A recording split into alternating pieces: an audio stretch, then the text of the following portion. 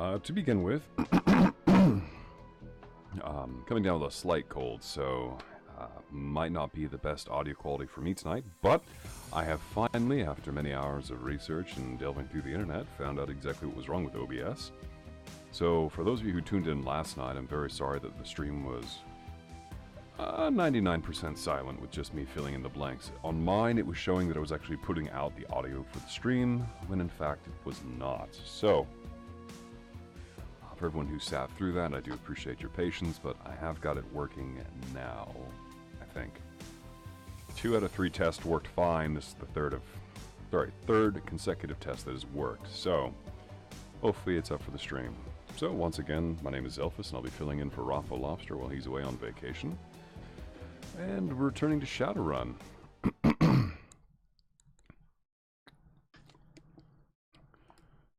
And as we had last left off, we were looking into the murder of one of our friends named Sam Watts. And we have to find a woman named Coyote, who's been missing from her work here at the Seamstresses Union for the last 2 days.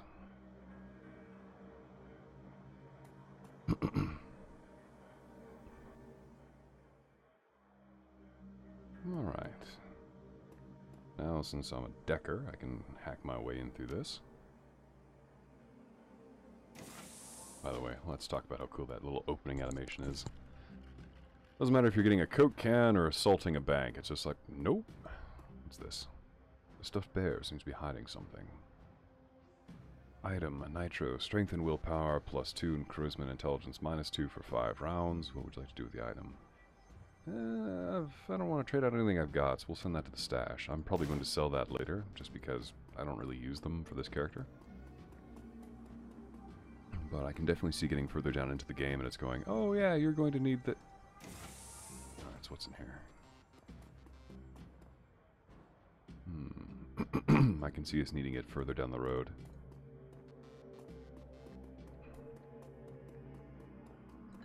Alright, room number 3. This place is a mess. Looks like Coyote keeps her clothes in boxes on the floor. And what's the computer? Oh. The stand is littered with action movies and cigarette butts. A framed painting of the Chicago skyline done in stylized silhouette. Coyote's bed has a diary with several papers sticking out of it. First paper. A receipt stuck between pages and a diary entry. I came back from my shift to find 4 of Paco's goons sleeping on our apartment floor. It's getting fragging ridiculous. I want to be with him with the real Paco, but this cutter Drek keeps messing everything up. I love him, but he's totally different from the gang. It's how I make cash, baby, he always says. I try to tell him he doesn't need the cash. I can support us both with what I make from the Seamstresses Union. But he still goes out on these runs. With those bozos all over the floor. I feel like he's just seeing how far he can push me before I kick him out.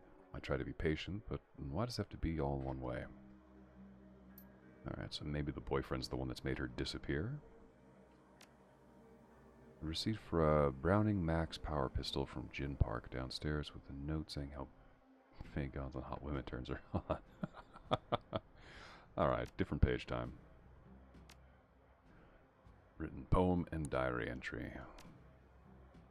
Sometimes it seems like Paco reads my mind or my diary. Maybe he does later. Maybe he does the latter. I wouldn't be surprised. Hi, Paco. Ever since last week, he hasn't mentioned the cutters once. He leaves the apartment with a "see you in a few hours, babe," and returns later without comment. I don't know if it's really going to help for us to avoid the subject in conversation completely, but I have felt better without our constant arguing about it. Let's just say that Paco should stick to guns and motorcycles and leave the poetry to others. Fair enough. What does section number 3 have? Old photograph between the pages. Look at the picture. Young girl with caramel skin, dark brown hair. She has a snake wrapped around her arm, yet she is smiling. Has the word shadow scrawled on it. What does the recipe say?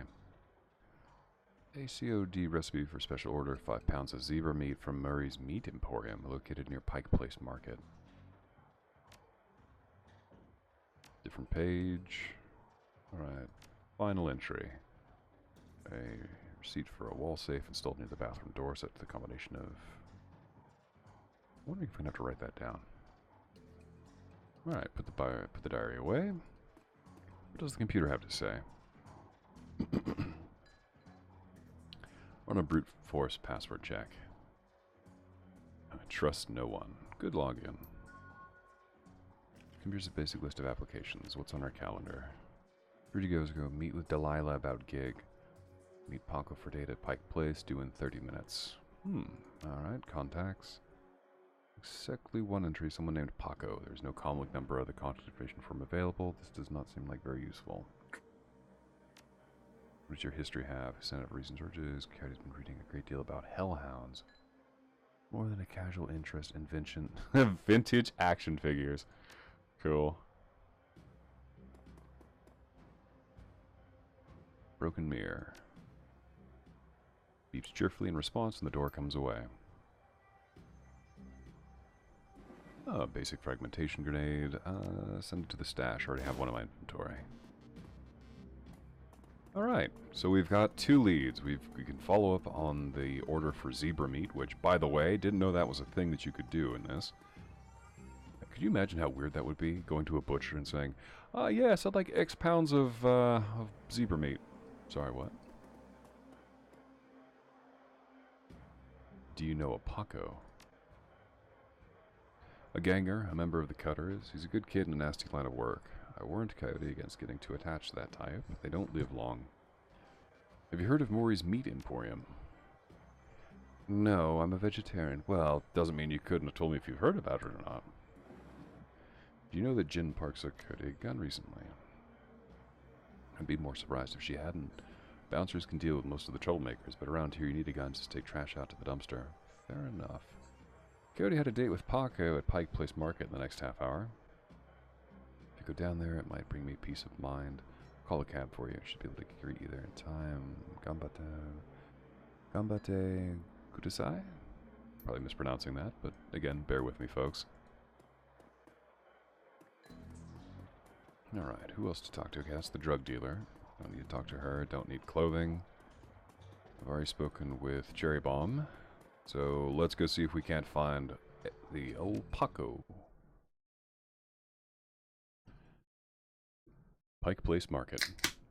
You catch a cab from Touristville to Pike Place in a mercifully quiet ride that takes you from probably going to be mugged to probably going to pay too much for your drinks.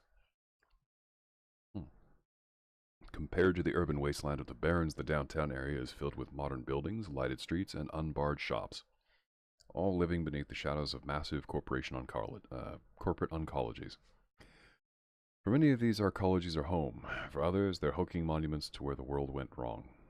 Famous for its fishmongers, Pike Place Market has been around since the early 1900s, overlooking the bay. Now it is a market for all things legal and illegal, a melting pot of the haves and the have-nots. Even though most of the shops are closed, the sights, sounds, and smells of the market hit you from the moment you step out of the cab. Whew. Okay. Not the nicest place. The Universal Brotherhood. Build a better tomorrow. Join us and change the world. Yeah. Hey, Patrick, what do you have to say for yourself? Hey, it's the guy from Gladstone. The handsome man turns away from the crowd and fixes you with his full, completely undivided attention. Sir, you are a beautiful human, but you could be so much more. I didn't realize he was my beautician. What are you selling? I don't know, should we humor him or just kinda, what are you selling? That sounds great! Tell me more! Nah, what are you selling? I'm not selling anything. We are giving away the secrets to more fulfilling, happy, and productive life. Okay, I'll bite. What are the secrets to a more fulfilling, happy, and productive life? The first step to simply come and listen. Tomorrow night, Lynn Telestrian will be speaking about the importance of family in the sixth world. Please join us tomorrow, and the secrets to a better life shall be revealed to you. Okay, so cult. Got it. Refurbished flowers. That raises more questions. Synth juice for sale, just fabbed today. Tall lady treads. Paco. The kid in front of you sports the trademark yellow of the Cutter's gang. Young, clean-shaven, he stands like he owns the street and everyone on it. He seems distracted, though, glancing around the increasing agitation. He looks over at you as you approach. Watch yourself. What do you want? Wouldn't happen to be looking for a coyote, would you? That's none of your fragging business. Who the hell are you? I'm Zelphis. I'm looking for a coyote. Ask you some questions. Relax. Swagger seems to drain out of Paco. The Cutter is gone, and before you stands a kid in a yellow jacket that doesn't quite fit. Coyote's missing? Oh man, that would explain. She was supposed to meet me here over an hour ago. Look, sorry for getting in her face like that. What else do you know? If she's missing, I need to find her. Do you know a fixer named Mr. Delilah? Coyote met him a few days ago. Do you know a fixer named Mr. Delilah? I know of him, sure. Blake doesn't allow any Cutters to take any side gigs, though, so I got no reason to deal with him. Coyote hasn't said anything about taking new work. Wait a minute. Drac, I know where she went. Damn, why didn't she wait? Damn it. Paco, slow down. Where'd she go? The Royale Apartments. The landlord, Stevie J, runs a drug ring out of the hellhole. Coyote grew up there. Doesn't like to talk about it much. She's been looking for a way to settle the score with that guy for years. A few days back, I heard Mr. Delilah was looking for runners to steal some sort of item out from under Stevie J's nose. She must have taken the job, I'm sure of it, and if his thugs caught her. There's a grim determination in Paco's eyes. I'm going over there. You coming? I'm in, don't worry. She's my only lead to do this before I change my mind. Help you get Coyote back, but you better be able to hand yourself in a fight. Things can get ugly. One more thing. Coyote had a recipe for zebra meat from a place called Murray's Meat Market. Never heard of it? Zebra meat? What? Look, that shop's just down the block if you want to check it out. But I'm going to the Royale with or without your help. What's it going to be? I mean, don't worry. We'll get her back. And I proceed to run in absolutely the opposite direction of which I probably should be going, but I like to explore a little bit just in case I find things off the beaten path, rather than loitering around and just going straight for the objective. Public Market Center. I wonder what kind of creature that is. I got dog on a stick here. Dog on a stick. No thanks. What do you have to say for yourself? The small meat stand presents an enormous diversity of dead animals, from cow and canine to the exotic and paranormal. Pictures on the back of the stand feature a much older version of the man in front of you. As soon as he notices Paco, the proprietor's eyes become hard and angry. What do you want? You know we can't afford more. Relax, man. My friend just has a question. Everything cool here? Yeah, everything's swell. Manny continues to stare daggers in Paco's direction. The name's Manny. What do you want? What would someone want to buy zebra meat for? Some people eat it, but I wouldn't recommend that. Tough as nails. We mostly sell it to corp security teams used to reward their hellhounds. The flamers go crazy for the stuff for some reason. Oh, Drac. That's what Coyote wanted zebra meat for. Everyone talks about the pet hellhound Stevie J keeps locked up somewhere in the Royale, and if she ever picked it up. She never picked it up. Whatever. Anything else? You know someone named Coyote? Nope, I don't go much for the shaman stuff. I love the fact that everyone thinks she's a shaman, despite her not actually being a shaman. I have this order for a pickup order for zebra meat. Still have it for me? Yeah, 2 days past the pickup time. Didn't think anything was going to come for it here. It's all yours. What's your problem with Paco? Why don't you ask him? What the hell's that supposed to mean? I don't know. It means that your gang likes to stroll through here and relieve us merchants of our union. My dad stood up to them, and he's still in the hospital. Look, that's not my problem. I'm at the bottom of the Cutter ranks anyway. I couldn't do Drac about that even if I wanted. Tell that's my dad. I don't have time for this. We need to find Coyote. You're right, Paco. Let's get going. Alright, so we've picked up the zebra meat. I'm sure what that part will play later. Oh, no. As your eyes adjust to the flashing lights, you spot the body of a woman, dead on the pavement behind the police line. Panic spreads across Paco's face. Oh no, is that Coyote? This isn't happening. God damn, pull yourself together. Paco, breathe. Let's not freak him out. Paco, breathe. Take a closer look. Is that her? Breathes a huge sigh of relief. No, it's not her. Look, let's not hang on here too long, alright? Too many Lone Star pigs around. Paco looks up at the victim again. It's too bad. Whatever happened here, it's not going to let anything like this happen to Coyote. Officer Landers.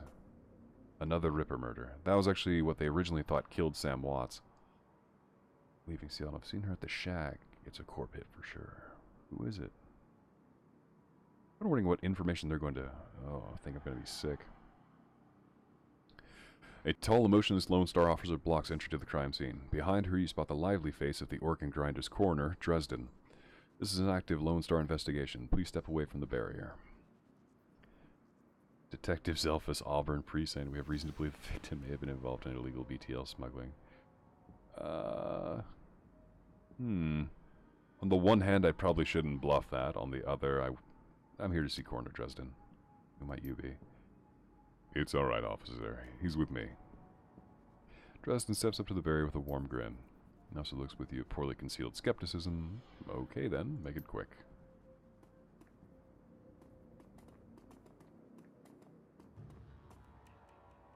So, what brings you out here? Hot on the trail of the dead man's killer? Coincidence, believe it or not. I take it I've stumbled across another Ripper murder. Yeah, that's what it looks like. As you can see, the Ripper went for the eyes this time. Pretty clean work. I gotta hand it to him. Our Ripper knows what he's doing. Or she, I suppose. What do you know about the victim? Well, not much. Dresden scratches his head absent-mindedly, probably breaking some sort of sanitation protocol. She's been dead for about 3 hours. Her name was Lucy Warden, worked for the Stuffer Shack just around the corner. Looks like she was leaving work when it happened. Can you tell me what's, let's see, what would be a proper question? Oh, hey, Fox, good morning. This game is actually, oh boy, that explained, that we're investigating the murder of our friend Sam Watts, and it takes place in this huge, overarching, almost, D&D setting. So imagine it like future tech mixed cyberpunk, and it's really, really good. By the way, good morning. Let's see, what should I ask him about next? Later in the Redmond franchise, any signs of magic use here? Can you tell me if she was subdued in any way before her eyes were removed? That's the strange thing. There don't seem to be any signs of a struggle. Not a single bruise on her body. Yet, she was clearly alive when the eyes were taken. Died of blood loss shortly thereafter. As to what knocked her out, I won't know until I can run some tests back at the lab. Any sign of magic use here? There's evidence of an unusual explosion in the alley where Sam died. Now, there's an interesting thought. No, nothing obvious, though. I'm sure when McCluskey shows up, he'll call in full magical forensics teams, though. Just to be sure. So the Ripper takes Sam Watts' liver and this woman's eyes. Any theories? Trophies of some sort, I suppose. Probably of some symbolic significance to the killer. Beyond that, I couldn't speculate. I thought you ran the Redmond franchise. Isn't Pike Place a little far from home? Yeah, well, I don't really mind the change of scenery. The coroner for the downtown branch is out on maternity, so I told management that I'd cover for her on this one. Plus, I want this sicko caught. Alright, that's enough questions, thanks, Dresden. Hey, I figure if I help you out, there's a better chance to get this scumbag off the streets a little sooner. McCluskey wants the Ripper in a cell, sure, but he couldn't care less if it takes another dozen murders. Good luck out there, huh? Dresden starts to turn back to the body, then stops. Speaking of McCluskey, you should probably get going soon before he shows up. And if anyone would care to remember, McCluskey is something of a jackass. I want to watch, but also I should go to bed. Say what, Fox, why don't you take it mobile? That way, if you finally doze off and fall asleep, you can just turn this off later. Otherwise, take it easy, sleep well, and good luck at work tomorrow. Officer Aguirre? Not sure how to pronounce that name. Oh, who is this? Oh, damn it, this isn't... That face reminds me of an actor from... Oh, it was an old Arnold Schwarzenegger movie, The Eraser. And this was one of the guys he had to hide, and he was running from the mob. And he faked the guy's death, and hid him in the last place anyone would look, which was in as a bartender at a gay bar. Oh, I can remember his face and his voice, but I can't remember his name. Damn it. Ah, that's going to bother me until later. I'll have to think of that one. The plainclothes Lone Star officer before you sports a tacky hat and a crooked grin to match. So you're the one who's working for the dead man, eh? McCluskey warned us you might be sniffing around after the Ripper. Lucky for you, I just got here before McCluskey. I'm Officer Aguirre. Pleased to meet you. Now, seeing as the crime scene is going nowhere fast, what can I do for you? What can you tell me about the murder that took place here?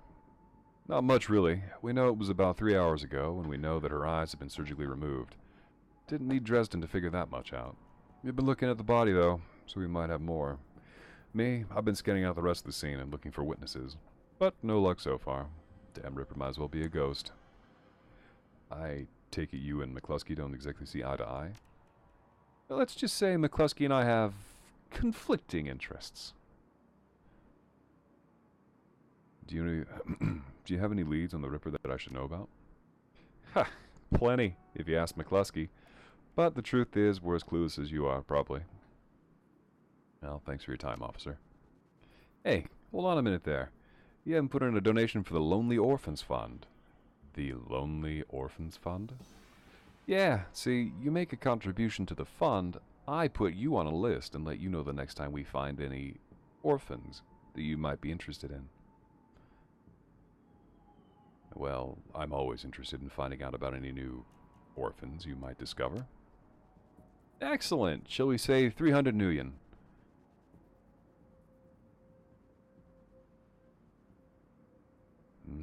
Let's see, police assistance or... Yeah, you know what, it's worth it. Dropping 300 Nuyen for this is definitely good. His face splits into a wide grin. Excellent! I'll start an account for you. If you get any useful new leads on a Ripper, I'll give you a call. Now, I better get back to work before McCluskey shows up. See you around. Lying on the pavement of the body of a young woman, human female. Her eyes have been gouged cleanly out, and you notice a string of bite marks on her left arm. The hell? Was he eating them now? Dresden looks up, a grin spread across his face. Need something else? Any fascinating new leads? What about the bite marks on her arm? Ah, completely unrelated. It appears some wild dogs dragged the body out from the alley sometime after her death. Sergeant Aguirre over there seems pretty friendly. Can I trust him? Yeah, that sounds about right. Any opportunity to get in McCluskey's way, he'll take it. A bit sleazy, sure, but I take Aguirre over McCluskey any day of the week. That's enough for now, Dresden, thanks. Alright, so there's no other leads, and who's this? It's an elf! Whoa, looks like a corpse keeled over. The elf standing before you may quite possibly be the ugliest elf you've ever seen. His meticulously clean lab coat, format jacket, and old-fashioned bow tie give him the look of an undertaker from centuries past. He notices you approach and locks eyes with you, smiling a thin, unnerving smile. What kind of voice will we do for this one? He's older, he's an elf. Looking kind of evil looking. Hello there, stranger, might I inquire. Do you know which organ grinder's facility this body will be removed to? Wow, I didn't know they made elves that ugly. Holy shit. Raffle would have an absolute blast with this game, just picking all the shitty options you could for a conversation. Yeah, and who's asking? The elf giggles, a strange, high-pitched warble you could not expect to emerge from his misshapen face. Oh, I'm no one of consequence. Never mind that, though. A good evening to you and your friend, the coroner. And creepy man runs off at the speed of sound. Holy shit, that's not suspicious at all. Dresden looks up, a grin spread across. Need something else? Any fascinating leads? Did you notice a particularly ugly elf standing over there in the crowd earlier? Oh? Where? He's gone now, but he's asking about the body, wondering which organ crunch to this. Interesting. Well, there are those who might be interested in purchasing some of her parts, sure, but that's pretty poor form to inquire at the site of a murder. An ugly elf, huh? I'll keep an eye out. Shouldn't be too hard to spot if he comes back around. Well, it seems like we've pretty much run out of things to ask at this point. I think we should move on.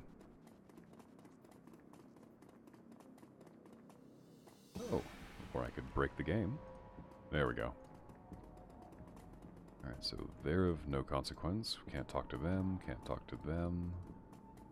Glad there's no trolls around here. Well, that's racist. No way, Blind Lucy. Wait, didn't he say that she worked at Stuffer Shack? The orc before you wears the standard Stuffer Shack employee getup. The uniform is well kept and well fitted, but the tears streaming down his large, crooked face do little to improve his appearance. He does not seem to notice your approach. I take it you knew the victim? Well, let's see. Frank doesn't have a picture. He's just a NPC. Yeah, what's it to you? My condolences. Were you too close? Thanks. Sorry. We're just not used to folks being too friendly around here. The orc wipes away some tears with his dirty napkin. Yeah, we were pretty close, as co-workers go. Blind Lucy and I worked here at the shack for 3 years together. Started on the very same day. Blind Lucy? Well, Lucy wasn't completely blind, but she was legally blind. She had to wear these huge glasses and hold things right up to her face. But she got new eyes about a year ago. Any idea how she scored the new eyes? No, she wouldn't talk much about it. Just called it her stroke of good luck. I guess that luck ran out. Did Lucy have any enemies? Well, I'm not sure. I know she had an ugly breakup with her boyfriend about getting those new eyes put in. That guy was pretty upset for some reason and wouldn't leave Lucy be, until she filed for a restraining order. That all seemed to die down a while ago, though. See anyone strange in the store lately? I see weird stuff every day. It's a Stuffer Shack. But no, nothing stranger than usual. Oh, Fox, is it the sound of the game itself, or am I overriding it? Because I can adjust the volume now that I've figured out what's actually wrong with it.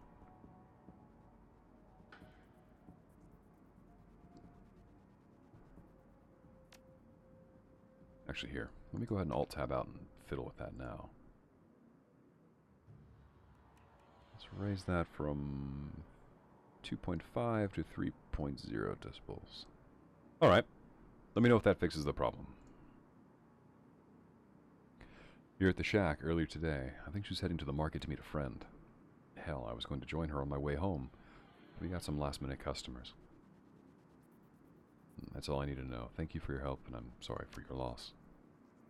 Wait, you wouldn't have any part of the investigation, would you? I am. Why? Well, Lucy had this necklace. An intricate little carving of a dragonfly on it. Wore it every day. Said her mom gave it to her when she left Denver. Anyway, you know how Lone Star is. All of her stuff will be bagged and placed in evidence storage until the Seventh World awakens. I just thought if you could somehow get that necklace back before Lone Star cleans everything up, I could send it back to her family. I feel like I owe her that much. Put me in a bad spot with Lone Star. I can't risk it stealing evidence from her. Seems petty serious. Yeah, I can do that. Thank you for your help, friend. You know where to find me. I know Paco's probably getting pissed off I'm spending so much time doing this, but he's just going to have to lump it.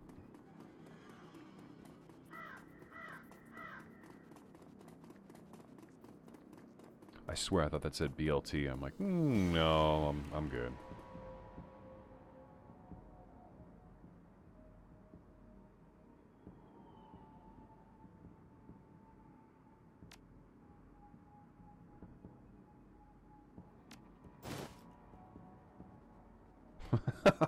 If it means it'll be helping you but not helping McCluskey. Oh gosh. You know what? As officers go, he might be kind of crooked, but he's not entirely bent, so... By the way, McCluskey, I'm not sure if anyone was here yesterday for that, but McCluskey is absolutely awful. Hey, I'm back, Frankie. I got it right here, Frank. You can send this to her family now. Takes the next so you can sense a weight lifting from Frank's shoulders. I'm glad you could do this much for Lucy at least. Thank you, friend. I owe you. Happy to help. Alright, so we've been traveling around doing a few things. We've accrued a few more karma points to spend upgrading ourselves. Let's see what we can do with that.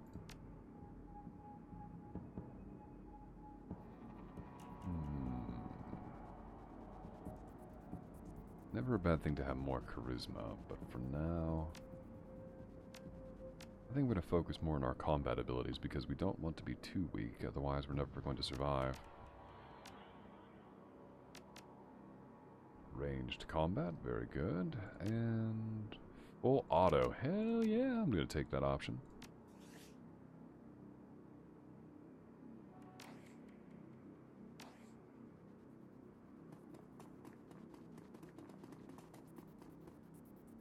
Alright, Fox. Let me go ahead and alt-tab again. I'll try and see if I can turn the volume up in the game a little higher. But, again, it's really kind of finicky on how this works, so bear with me here.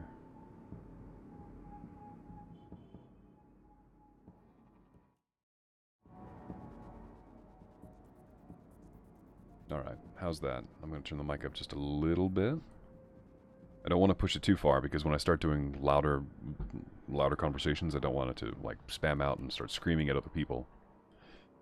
But again, Raffle's more of the one who knows more how this thing works than I, so when he gets back we can fiddle around and tinker with it. Oh shit, I broke it.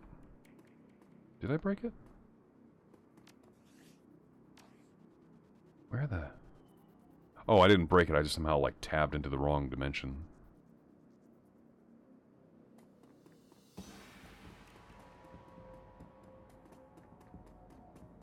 Junkie? Hey guy, you got an extra union? Just need some sucre zoom for us from the shack over there.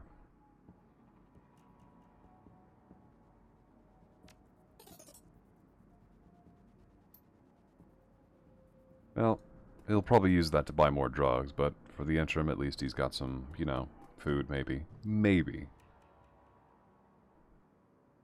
Paco, come on guys, go find Cody. Okay, I'm ready. Yeah, we've already looked around the place. The Royale Apartments. You'd roll up on the most impressive bit of tenement squalor you've seen in a long time. There's a few street lamps here, and what light there is flickers with uncertainty. Most of the buildings are damaged and tagged. The smell of old, rotting trash mixed with you don't want to know is overwhelming. It's no wonder people living here in BTL... Here, turn to BTLs. Anything's better than this.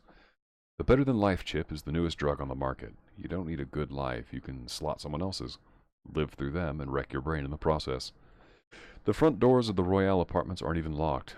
As you step inside, you can hear a junkie crying for another hit. It's time to find Coyote and figure out what she knows in the night of Sam's murder.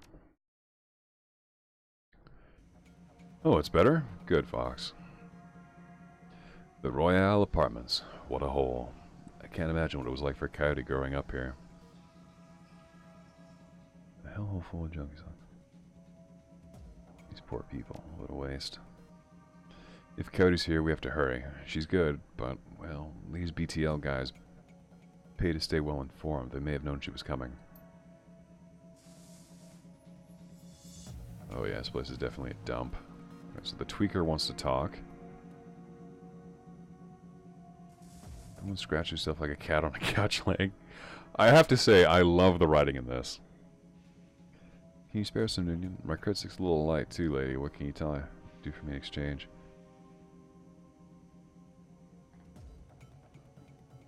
What do you do for me in exchange? Got nothing left to give away, guy. It all goes to BTLs. Everything. Just please. I can credit you for some information. Have you seen a woman come through here today, armed and looking for trouble?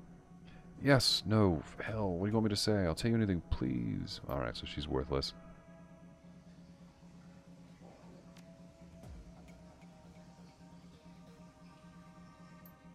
Yeah.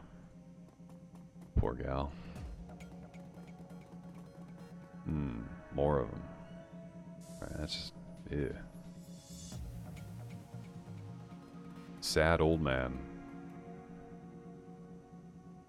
Like a lazy pigeon, he watches you approach. You're not from around here, are you? I don't want any trouble. Easy, Gramps. I'm just looking for information, then I'm gone. Things are pretty bad here, but I can't make them even worse for you. Now tell me what you've seen. You have quite the vantage point here, but you don't miss much. You see anything special today? Yeah. Everything in this body has gone to rust, except my eyes and ears. Bit of a commotion upstairs earlier. Stevie's men are twitchy. This pretty young thing came through earlier, snooping around like you two are. I could tell she weren't here for no BTLs. I don't know how she got upstairs, but there was a lot more gunfire than usual in this time of day. What happened next? A couple of Stevie's men came around asking what anyone saw. Kept my mouth shut, I did. Where's Stevie holed up? He's got the whole top floor to himself. Fancies himself a king around here. Sounds like Cody's running one sideways on her. Hey, old man, you know how to get upstairs? You've been right friendly, but I can't get on the wrong side of Stevie J. I'm sure you understand. Look, we're here to save her. Do you really want that girl's fate on your conscience? Damn it, you're right. You can go through my place. And that just opened up, so we should really thank that old man.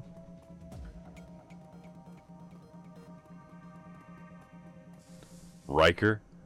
He's even got the beard. Oh man, that's a Star Trek Next Generation joke if ever there was one. Stop your pleading, your boy has debts and we're collecting. Simp, please Riker, no, he's my son. By the way, discount Gordon Freeman, anyone? Why does he have a sword? Whoa, hey, easy there. Riker, get your ass back in your squat before I break something else. I'll send him upstairs instead. You want me to give him to Stevie? Maybe after he kills that girl we caught. You pig. Give Zipper back now or you'll bleed on me. Zipper's gone. Get yourself a new kid. Oh God, please no. I don't think so, Scooter. Where are you going? BTL junkies twitch in the throes of their sordid dreams. One bored man stands ready to administer another chip if the creds are good. Alright, so he's not going anywhere. Let's talk to the father. This is my home. Get out. What was that all about? Why do you care? It's my son. That bastard took my son. Who took your son? One of Stevie J's goons, Riker.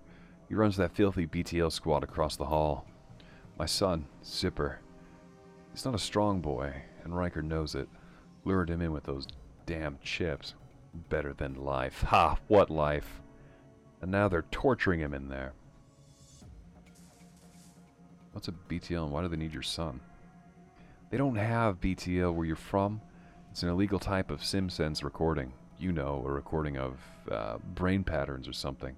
They slot it into your head and it's like you're there, living whatever it was they recorded. But these guys remove all the safety limiters from the StimSense and people get addicted. Riker over there has his own recording studio, so he can make his own product, using my son as a guinea pig to record to torture BTL.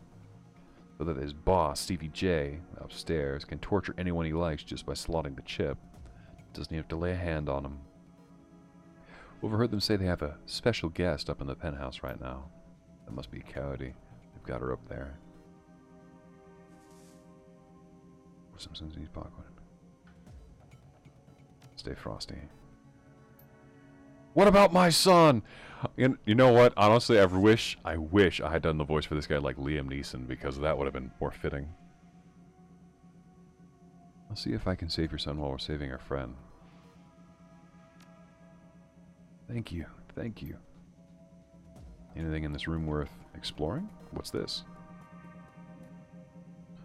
Item Jazz? Combat stim that increases quickness and AP value for 5 rounds. What would you like to do with it? Send it to the stash. They've got a drug named Jazz. How funny. Alright, so the boy's in here somewhere. What's this? Hack that computer. Hey, don't touch that. And who are you? Oh, you're this asshole. Haven't seen you before, guy. Looking to go somewhere special? A scream echoes from the pipes and the rotten walls. Hard to tell where it came from. What was that sound? With his mouth, what does I say? Predator. Who knows? Could be anything. Probably someone riding the wrong end of a Yakuza execution BTL. We get all kinds. I can hook you up if you're interested. I heard you're in the middle of a recording session. Sure am. My gear is state of the art if you can believe it. I'm looking for something very, very special. Something violent. Look around. Clearly I'm not to be offended by any idea you can come up with. I want to kill someone and record it. Like he's thinking hard for a moment. Wow, you're one sick bastard. I like it. Alright, so we're going to bluff our way in through this. For a little project I've got going. Come with me. Show me the way.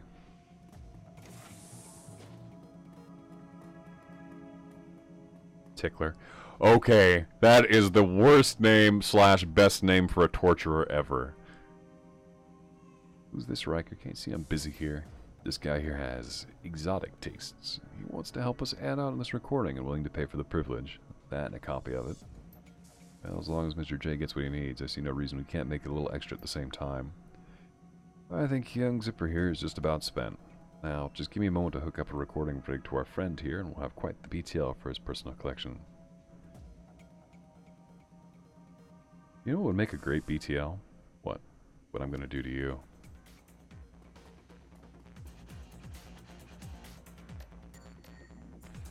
Here, get a face.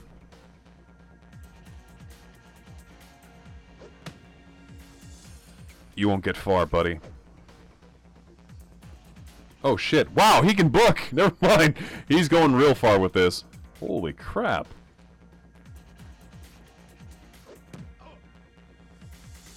Oh, fuck you. Why do you get to run that far? Elevator gleams at the end of the hallway. This is ridiculous that he can run that far. Alright, so we've... Alright, let's see maybe if I can... Yes! Alright, he didn't get the alarm off. Perfect. Wow. Okay, that was pretty close, I must say. Let's go check back on our friend here. Zipper, you alright? I don't know who you are, but thanks. You look like you did, kid. If I were you, I'd play it safe from now on. You don't get lucky twice.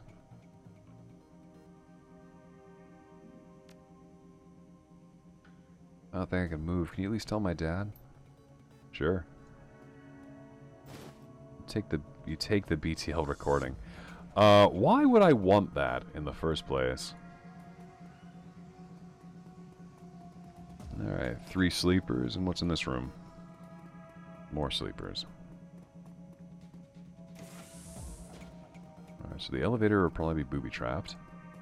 Let's go ahead and let his dad know that everything's alright.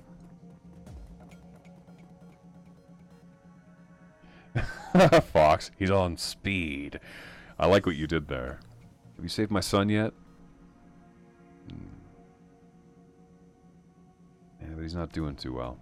Thank you so much. I kind of want to be there for this reunion.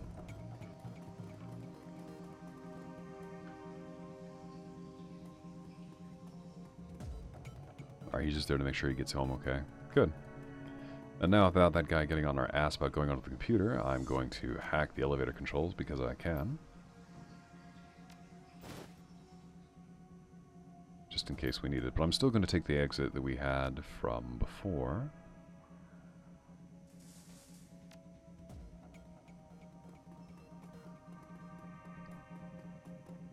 I don't know who you are. Wait, what's that? Return. Wall is crumbling here. Through the hole you can see a rickety stairwell leading up. Okay, so... see if we can find our way upstairs and save Coyote. Paco, once we go upstairs, I'm not leaving until I find Cody or I'm dead. Do you get it? I get it. Let's do this. Oh, that's a cool tip. Hold down the Alt key to be able to see all interactable objects. That'll save me a lot of time of scrolling around. The penthouse suite. Stevie J's penthouse apartment might have been nice at one point in time. Classic, even.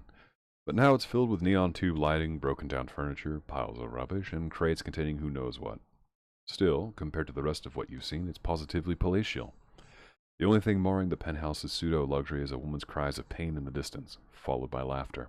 Someone's being tortured for another's pleasure. You step deeper into the apartment.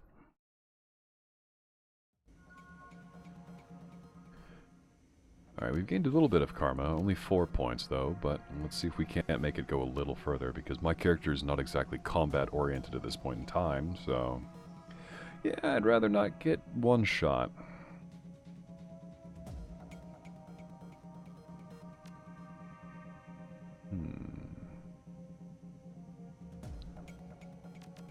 Yeah, I'll take a little bit more into quickness, please. Sounds good to me.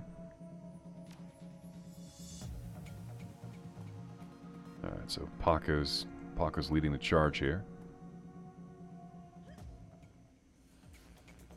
Oh, damn it. Okay, so she's over there.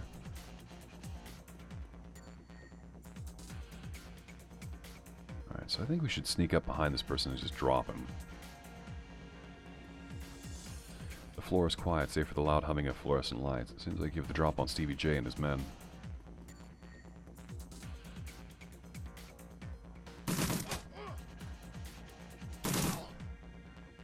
Later.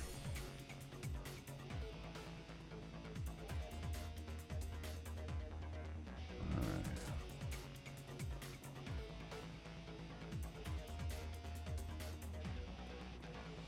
Whoa. The room beyond the bars is a stinking jumble of burnt flesh and dog flop. An enormous hellhound, its fur streaked with whip marks, growls low. The eyes of a second hellhound burn menacingly in the corner. Yeah, I'm definitely giving that thing the zebra meat. The hellhound devours the zebra meat in a few massive bites, and they let out a contented growl. Whoa, so that's a hellhound, huh? You know, aside from the demonic origins, it's kinda cute.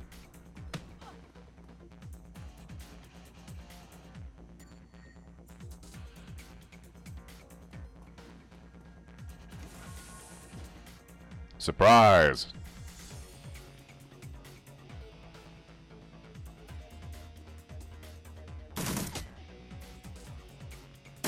How dare you? Oh, you ain't seen nothing yet. Later. By the way, reload. Whoa, they messed her up bad. Cody's badly injured, but she's managing to hold it together. Are you alright? No time to talk. Niels picks up the fallen guard's shotgun. It's time to finish this. Nice. Well, we've got a third party member. Fantastic. Okay, she doesn't need to reload. But let's definitely get out of here. I don't want to risk pissing off the hellhounds. Oh, yeah, Fox, when we gave them the zebra meat, apparently they're rather fond of us now. I get the feeling that they've been neglected and basically abused. So someone going, here, have several pounds of zebra meat, and I'm not going to hurt you. And so they're not attacking us yet, but I wouldn't put it past them to like eventually aggro on us if we stay around too long. Alright, so he's loaded, ready to go. So is she, so we'll bring her around. Now this is where things are probably going to go bad, because if I had to guess, there's going to be at least 3 enemies in here. Alright, get in there, lady. Let's go. Let's see. We'll have Paco take the side route. And I'll take up the rear. Actually, I probably should reload first.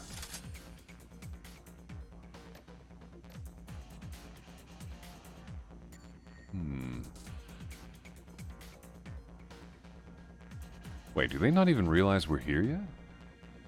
They're not that oblivious, are they? Oh, shit. Hey, what are you doing up here? You know, just making a mess. Surprise! Oh, shotguns are good in this game. I love it.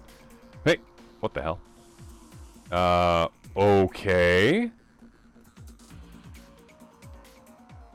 A raspy, manic voice booms over the penthouse PA system. You really think you can come in here and shoot up my place? Do you know who I am? Yeah, you're the guy who needs to shut up. That is definitely the response I would have taken.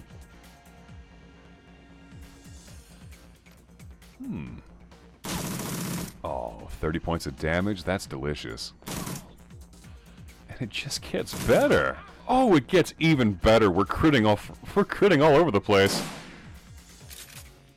Stevie J. But, no, I can't. with a bloody gurgle. Stevie J is no more. By the way, he looked like a real evil bastard, let's be honest.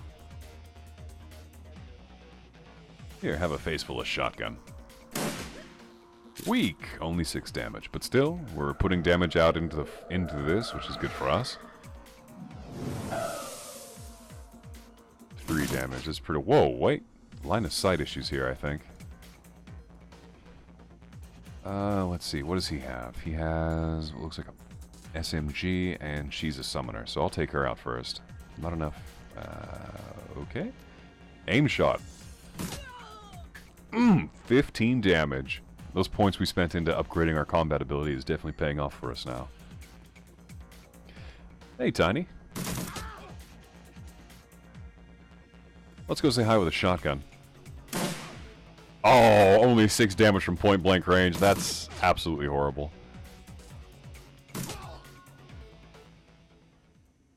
About time you got here, Paco. Who's your friend?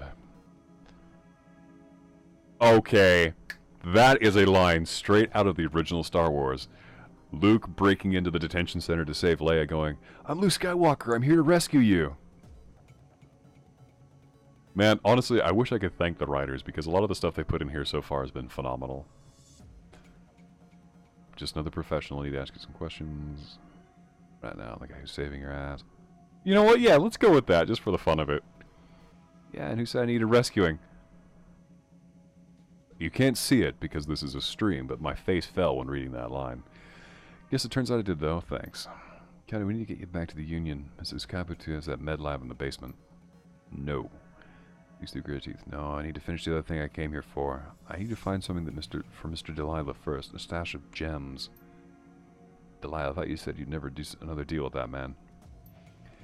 Look, Paco, I need an excuse to come back here and settle some debts. Figured I might as well get paid for it. Her voice is strong still, but her body's beginning to shake. Coyote, you need medical attention. Forget the job. Let's get out of here. Paco, help her back to the Union. I'll find those gems for you. They meet you there. As though she's about to argue, but says nothing. Good. Alright, that's it. We saved Coyote from certain doom. Blood, hookah, vomit. This is a charming place. What's this? Late Stevie J's passcodes. Alright. Oh, that's right. We can use Alt to see if there's anything in the room worth touching. No. Oh, that is a disgusting trash mitten. Oh, this is the elevator. Okay, so... Is there anything back here before I go any further? Storeroom? Ooh! Some loose Noonian is laying on the crate. It's just old junk. An advanced medkit. Yes, I will definitely send that to the stash for later. That's huge. Those are only around $200-300. Or, in this case, Noonian.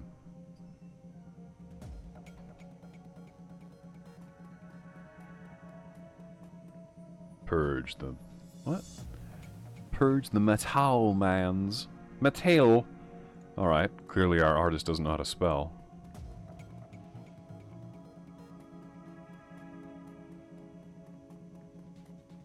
Alright, only one room left to check.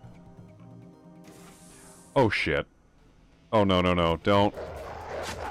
Okay. Sorry, little doggy. Yikes. Also, who keeps one of those in that room like that? What's this? You find a small velvet bag filled with precious gems. Fair enough. Let's get on out of here.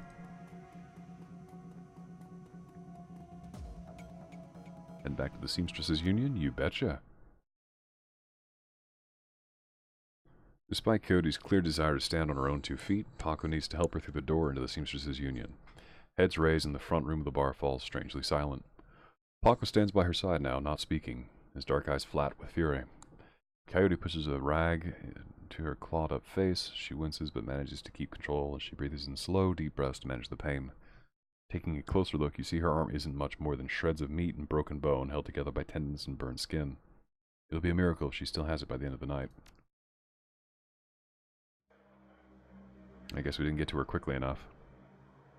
Or maybe it's scripted, I don't know. Miss Kabuta is tending bar herself when Paco walks/carries the mangled and bleeding coyote into the Union. As soon as the boss lady lays eyes on her missing bartender, the place gets quiet. Fast. By the time she rounds the bar to meet you, Coyote's the color of wet spackle. There's something new in her eye. Fear. This one is face down hellhounds, but the sight of Miss Kabuta has her staring at the floor and mumbling. Woman, how dare you miss 2 shifts and come back and bleed on my floor? Not quite the response I was expecting. I'm sorry, Miss Kabuta, I had a run that went bad. Soka, I can see that. Your arm is a mess. Was this your crusade? Again? Do not answer. It will only upset me further. You caused me to worry about you, Coyote, and that distracted me from my business. Hi, Miss Kabuta. My apologies again. Jerry, take her downstairs to Dr. Castle. Yes, ma'am. And tell Castle to put something new and shiny where that arm used to be. Miss Kabuta, I can't afford that sidearm. I am aware of your financial situation. When you are healed, we will discuss the concept of Giri, the debt of honor. Now go, bleed elsewhere. Yes, ma'am. I also love how the cultures and languages have all kind of blurred together in this weird amalgamation now, in this future setting. It's really cool. Her anger at Coyote's rashness slowly washes away from her, and is replaced by tears. She sniffs, wipes them away, and inclines her head to you. Domar Arigato Zelphis, that girl is precious to me. It is not often that we see acts like these in the Barrens. You performed a great service for my little family, and I welcome you into my home. Consider it yours while your work keeps you here. But we both know that words are mere air. Beyond any thanks, I offer you this Come on, brain, work it out. Remuneration. Please take it as a show of respect. I am honored, thank you. You are most welcome, and I offer more than simple lodgings. You'll find that there is more to the Union than meets the eye. Below us is a small facility available exclusively for discriminating independent operators like yourself. In it, you will find vendors selling the best gear the black market has to offer, a fully equipped cyberdock, and a secure place to rest when the dreck hits the fan, as they say. Cyberdock? Indeed, normally I'd require a percentage of the runner's income for the use of this facility, but as I said, you are family now. Consider it on the house. To gain interest, hit GAFFC on the piano.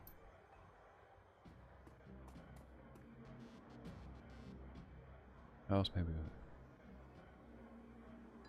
You mentioned Coyote's crusade. What is it? Coyote grew up in the Royale but managed to escape that life. However, her cousin was apparently not so lucky. He came to town about a year ago and fell in with the wrong circle. He was introduced to sim chips and became addicted to the better BTLs. Coyote has been tearing her way through chip houses for months now, searching for him, and acting as a one-woman cleanup crew. If you don't mind, how did you get involved in all this? I'm a former runner. Now I provide a safe haven and a marketplace for runners who need a trustworthy place to congregate and do business. Is Mr. Delilah in here tonight? Yes, Mr. Delilah is in the back bar. That's usually where he does business. Alright, I'll be going now. Another round! So what did she say? Too heavy for me. Van Grass. Who the hell's this? You know, somehow I see this being like Borrowed's character in all of this. I don't know why, but it just strikes me as being so. Van Grass. Van Grass is busy talking as calmly, checking his heads-up display and motioning to a runner standing nearby, all at the same time. He's an intense little man. You get the sense that he likes to look busy. I'm Van Grass. Make it quick. Busy is good. Talk to me. Miss Cabo said you're a fixer. He still hasn't looked at you. He's going a mile a minute. Nothing for you here tonight. Sorry, I'm going to talk to you later. Oh, hey, one more thing.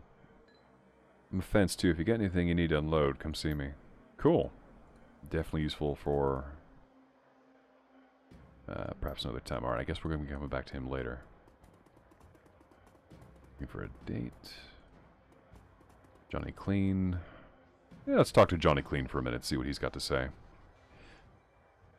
Johnny leans on a seemingly brand new mop and surveying the crowd of the Union. Thanks for the tip the other day. I said I should go see the same thing. The piano's a little out of tune. Check it out. Cool. And let's talk to our big friendly bouncer here before we head downstairs. Mr. Clouet. The hulking troll bouncer with the immaculate suit stands as impassively as ever. The absence of dust on his broad shoulders is the only real indication that the man ever moves. He nods to you when you approach. Evening. I saw Coyote is back, looking only a little worse for wear. We have you to thank for that? The having her back part, yes. You have the gratitude of everyone here, especially mine. Couldn't stomach losing losing anyone else so soon after what happened to Sam. You feel protective over the people here. Immensely. Toward anyone who walks through that door, be they employee or patron. Unless they mean ill will, of course. Might ask you a few questions. Haven't minded so far. You hear anything else about Sam's death?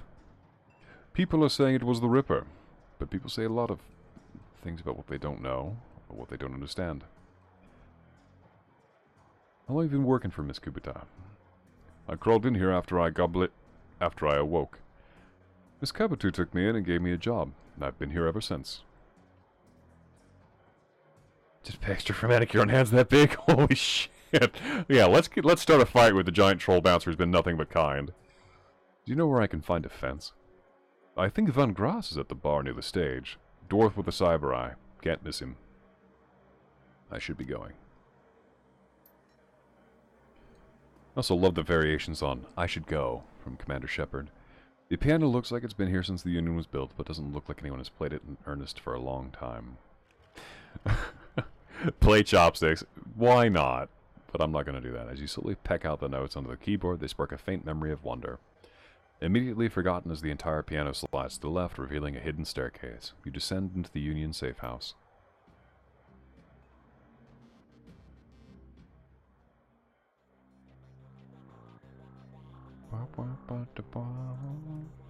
The entrepreneurial Miss Kabuta has combined everything a runner might need in a one-stop shopping experience. Black market equipment, high-end magical, and I didn't read the rest of that before it ended, so shit.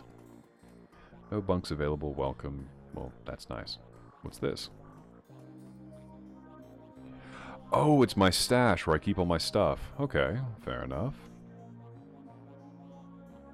Okay. Good to know. Oh, and oh, that's actually her arm. Okay then. Doc? Dr. Sarah Castle. Whoa, it's a little demon thing. Make it quick, I need to operate. Thank you for having me out back there.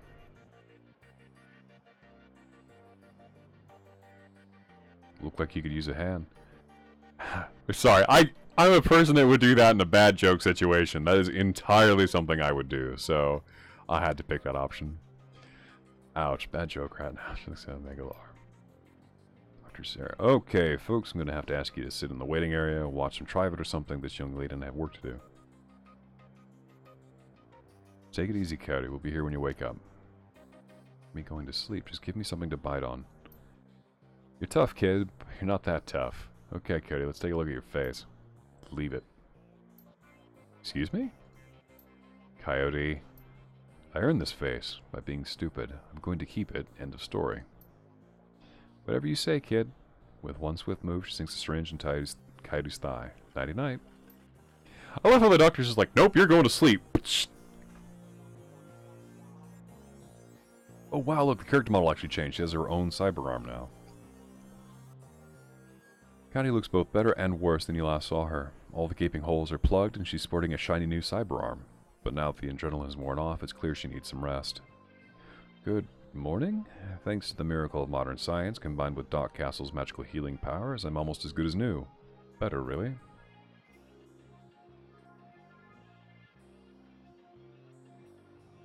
Nice arm. Thanks, Miss Covet will have me working it off for the rest of my life. You look, you have something else on your mind. I do have some questions. Flashes you a puzzled look. What kind? About Sam Watts. Sam Watts? What about him? Sam's dead. Holy dreck, Sam. I can't believe I'm surprised. He was on a downward spiral for a long time. What can I tell you? Well, tell me about Sam. I hear you liked him. I did. He made me laugh. No one else seemed to like Sam's jokes, but I did. Me too. You were friends? We ran together. Got it. This was the same way for me in a way. We drank together. Sam just had a way of charming you. I guess I knew him the best of everyone here. I'm sorry he's gone. You served Sam the night he died. What do you remember about that night? It was a pretty average night, regular crowd as I remember. Sam was drinking with a guy named Armitage. Jake Armitage? You know him? Met him. He's a charmer too. She bites her lower lip. I like gingers. Anyways, not exactly germane to our conversation, but I'll file that datum away. Anyway, Jake and Sam were having a few. Well, Jake was having a few. Sam was tossing him back, but good. Eventually he got loud, and the way he sometimes did when he mixed drinking and who knows what else. Miss Kubutu wanted him ejected. Mr. Kluwe wasn't around, can't remember why, so she asked Jake to do the honors. Jake dragged him out the back into the alley, and that's the last time I saw Sam. He said he got loud. Do you remember what he was saying?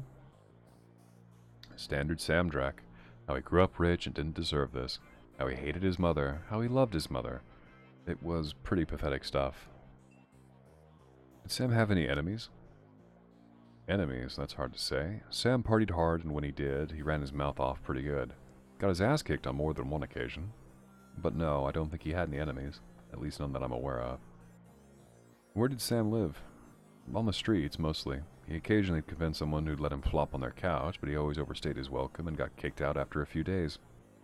Sometimes I'd sneak him down here so he could crash in one of the bunks. He used one the night before I saw him last. How bad was his drinking? If it was just the drinking, it would have been bad, but Sam wasn't the monogamous type. He dabbled in anything. Booze, chips, drugs. He loved the nitro. Whatever he could get his hands on. It wasn't always like that, but once he got sick, he started using more and more stuff to try and forget about it. Sam was sick? Dying, didn't you know? Yeah, everyone could tell. You could just look at him and see he was a walking corpse. It had to be the drinking. Then he disappeared for a while, and one day he came back all better. Looked good, even. Did he mention how he got better? He said his mom helped him out. Never said how, though. Thanks, Coyote. Now I need you to do something for me. What do you need, babe? I need to talk to Mr. Delilah for me about the Royale run. He is usually upstairs. Tell him I didn't get the gems. Maybe I can take another run when I recover. Oh, yeah, that's right. We did pick up the gems, so she's not SOL in this case.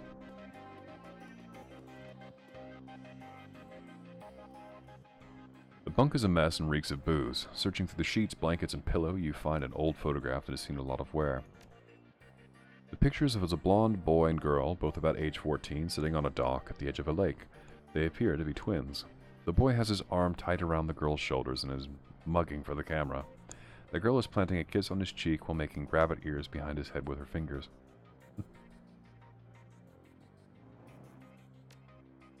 Written in a woman's hand are the words Sam and Jessica, Lake Sammamish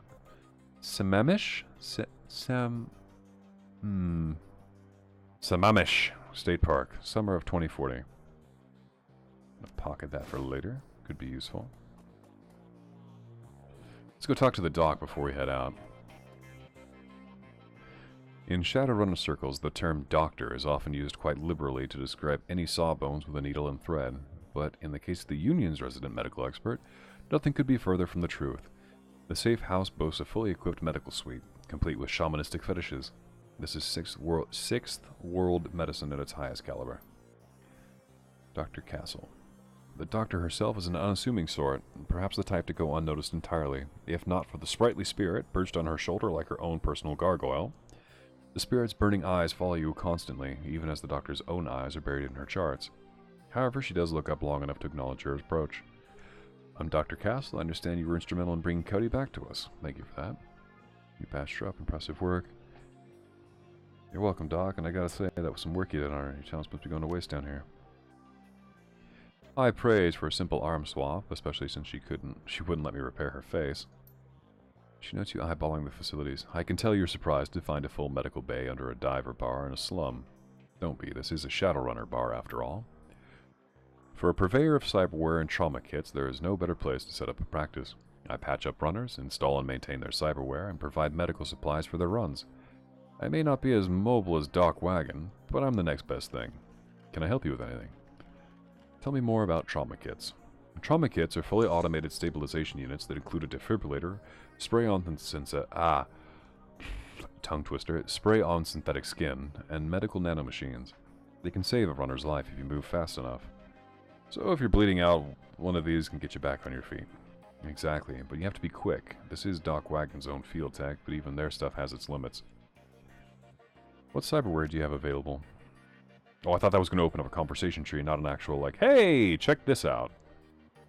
Alright, so I'm too poor to afford any of the, like, higher-end stuff right now, which is fine, but what I can afford is vision magnification eyes. Remake of a basic cyberware replacement extends and enhances your vision, adding a 3% chance to hit. Not bad, but for 750 Noonians, I don't think I could go for that. Silvertech Cyber Arm, basic. Silver technology is a basic replacement limbs that add 6 health points. Again, 1000 Noonian, I really don't need that right now. I see shamanistic fetishes. You a shaman? While modern medical technology makes surgery less disruptive than it used to be, it's still an ordeal for both the body and the spirit, requiring extensive recuperation to properly heal. I am trained in the ways of the spirit world as well as the scientific world. I do my best to heal the whole patient. What's on your shoulder? This little guy supports the healing rituals I perform on my patients after surgery, dramatically reducing their recovery time. Not standard procedure, of course, but the results speak for themselves. I love the fact that that demonic-looking little parrot is actually meant to be beneficial for healing. That's just cool. Alright, I've got nothing else for you, Doc. Nice meeting you. Hey. Hey to you too. Algernon. I heard there was a treaty about that. Oh boy. Past the bar, the edges of the safe house become somewhat indistinct due to the magical haze surrounding a particular elf. The man seems only half of this realm, his mind wandering the far horizons of astral space while his body peddles his otherworldly wares. Good evening, young human, and welcome to this humble home that we call the Union. I am Algernon, Half-Dream. To ease your way through the sixth world, I offer you the best in magical foci, spells, and fetishes for the conjuring of spirits. Not my thing. So that's definitely the... Oh hey, that's the guy we met earlier. Change your clothes, change your life, right? Not only will you look better, not that you look bad now or anything, but each one will help keep you up on the right side of the ground. Take a look. Absolutely. What do you have available? Alley Punk, Secure Ninja Clothing, The Tourist, Sellish Runner. None of these are exactly a straight up upgrade from what I've got, aside from maybe the Alley Punk giving me a little bit of a health boost, so I'll take the hit for now and come back later when I have more money. Let's talk to David Fry II. Awesome name. Every inch of the tech alcove is covered in chaotic patchwork quilt of circuit boards, chips, wires, displays, and a million other things you cannot identify. In the eye of this techno-bit storm stands a dwarf, immaculately dressed and supremely calm. I know that look. Don't let the size of the shop fool you. I can get any Matrix hardware or software that exists, and if that doesn't exist, then I can get it made for you. Any questions I can answer or any gear you need. What's a deck? You jack into the Matrix in the context of a run. When you jack into the local node or the facility you're in, the deck determines how many programs and ESPs you can carry and the firepower of your base Matrix attack. Decks have internet protocol. When a deck's IP is reduced to 0, you'll get booted from the system and it will hurt. It's a program.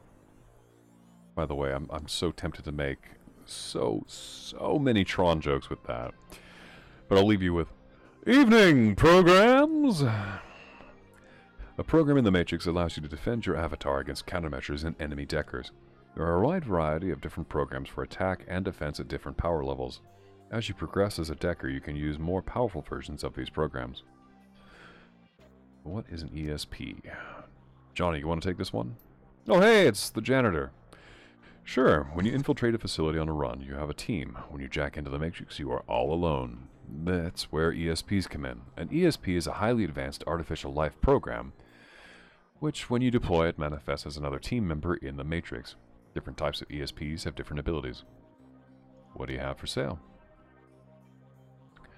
Alright, so we're currently working with the base one, which allows for 3 programs, 1 ESP, 0 evasion, 150 IP, and AP of 2. Let's see. These are all somewhat expensive. Shields, detection, AP increase, execute attacker. Yeah, this is going to be really important down the road, but for now I'm going to leave it. Again, we're only on what's technically the 2nd level. Oh, I'm being real. Let me introduce you to our resident decker and my good friend Johnny Clean. All in the same overalls that you saw him in upstairs, down here, leaning over a workbench crammed with circuit boards, cables, chips. Johnny Clean seems a totally different person. You get the impression that Johnny was once as hot and as invisible as the most infamous deckers of today. Good to see you down here. Happy to be of help if I can be. Why are you dressed as a janitor? That's the #1 question in my mind. Did I stand out upstairs? No, janitors never do. When I was younger, I had a rep for getting in and out of systems so cleanly that no one knew I was there. Half the Matrix runs that earned me my rep were made possible because I was able to get inside the facility posing as a janitor. Now it's just some sort of part of me. How is decking used? The decking skill is often used just on terminals in the real world to get information, hack doors, etc. But occasionally a run will have an option for the requirements to go into the local Matrix LAN of the area of the facility you are infiltrating in order to gain access to valuable information or control more important things in the real world. I don't know what Echo Mirage is, and I'm not going to ask him. What is that name? T.B. Gruberman. Theodore Buster Gruberman is a well-groomed orc, dressed with a precision that suggests the straight lines of a military officer's uniform. His hair is cropped short, high and tight, as they say, and the neatness this presents is only compromised by the uneven tusks protruding from his mouth. The only other defect in this picture of perfection is the man's cybernetic right arm, which is obvious enough to be noticeable, but not so obvious as to ruin the lines of the suit. When he speaks, the orc's voice is soft and thoughtful, and he talks almost exclusively in numbers, calibers, ranges, rounds per second, arcs of fire, razoring factor, tensile strength, and, of course, price. Bunker Buster Gruberman at your service. Friends call me Buster. I also answer to Sergeant, sir, and even Theodore on occasion. Anytime you're in the market for firearms, ammunition, or ordnance, I'm your man. How can I help you? What exactly do you sell here? Things that go bang in all shapes and sizes, plus other odds and ends, on occasion. Consider me your own personal armory. All weapons are guaranteed to meet strict UCAS military spec or your money back. In addition, I can handle routine maintenance, repairs, and upgrades if you so desire. And if that wasn't enough, I also teach a safety and instructional course every weekend. This week we're covering bayonets. Mark my words, they're making a comeback. Let's take a look at what you got. So far our character has been using purely the AK-97. Let's see, damage 10, range long, cap of 28, cap of 24. Not a significant upgrade to waste 800 credits on. I don't use pistols, I'm not using SMGs or shotguns just yet. Drones, I tried those before, I'm not really impressed. Grenades, health kits, we're already stocked up on health kits, don't need any more for now, so nothing right now. Alright, so we've met all the big players down here in the basement. Let's go give that guy some jewelry.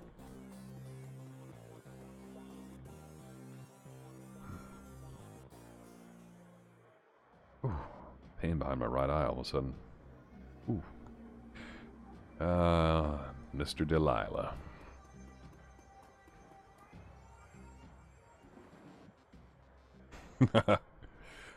Mr. Delilah looks small and tough, an untraceable shoddy on his back and a heavy vest under his trench coat.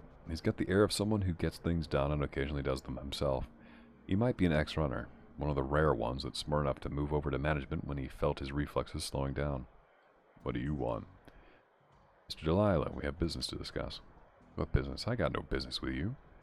We're with Coyote. She's indisposed at the moment.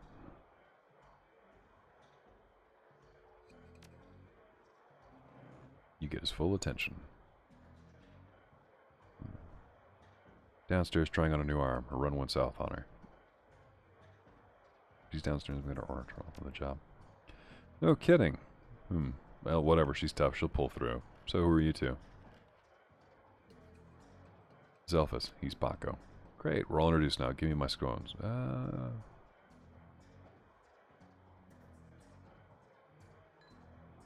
Let's not cross this guy.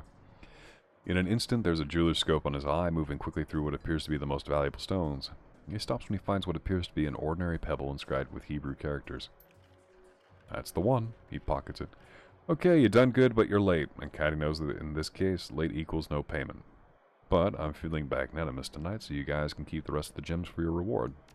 Deal. Mr. Delilah looks you up and down and takes you all in. Listen, you look like the sort of man who might run a crew of your own one day. Might need a little talent. When that happens, you come to me. I'll set you up. Looks like you impressed him. No offense for those gems.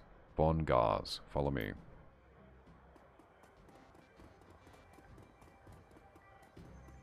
I knew he'd come in handy later.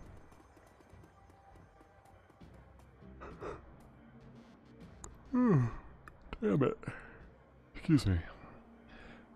Von Gross is fiddling with his cypri while doodling on his notepad. Noodle. I read that as doodling. Never mind, you're back. Still busy. What's your story?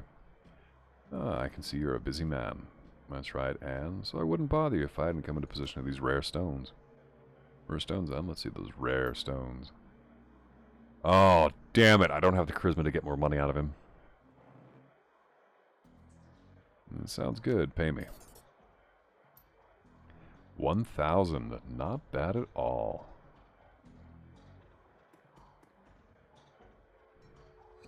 Alright, so that's all squared up. Better go tell her that she no longer owes anyone any money.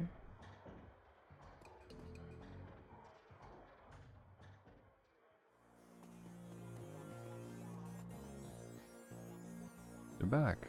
I think the highlights of the Wolves game will be on soon. Want to take a load off and watch?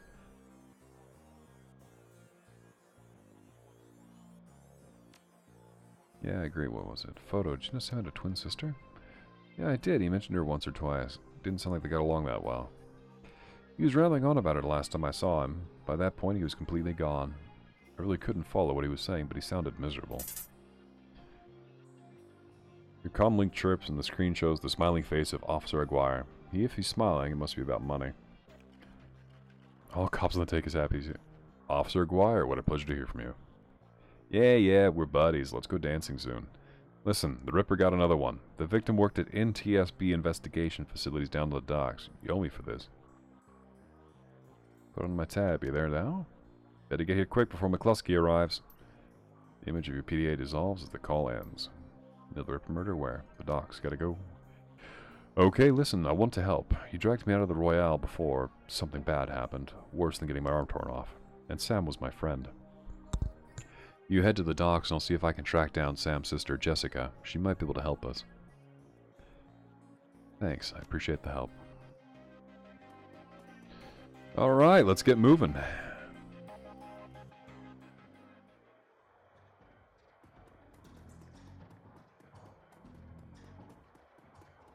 I still don't know what NERPS is.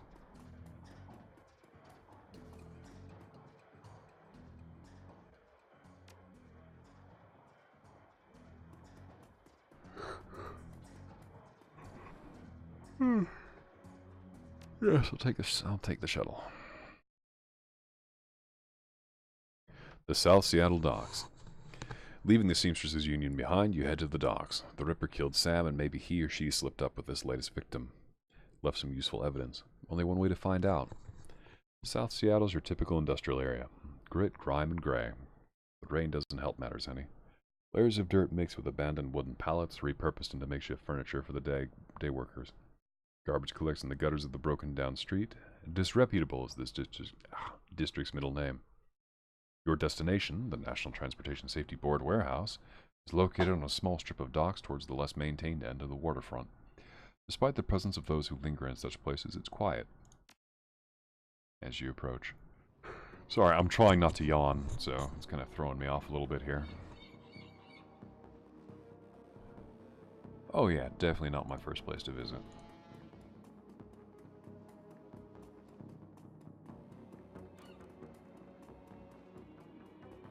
Nothing over here. Looking for a good time. Know anything about the NTSB? Yeah, the bums around here have been stealing old crap from that place for years. Not worth my time, though. Alright. Halt! Well, that's a cool looking outfit. The guard looks bored. He toys with his gun absent-mindedly, like he might shoot something on a whim just to watch it die. Hey, you're about to trespass on corporate property. You looking to get dusted, street scum? Oh, this is perfect. Officer Aguirre called me in. Need to rule out if the killer bypassed security or if they were let in. Oh, of course, I'll open the gate. Aguirre's just inside the warehouse. Definitely no holes in our security here. Tip-top shape. Also, the sound of someone covering their butt cheeks. Get out of here. Apparently he's not my... He doesn't want to talk to internal affairs, clearly.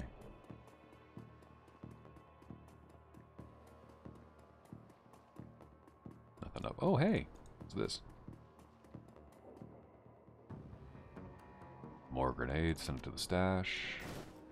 What's this? More grenades. Absolutely.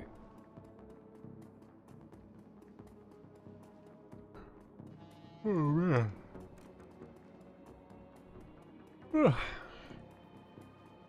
This whole all work and no sleep is definitely catching up to me.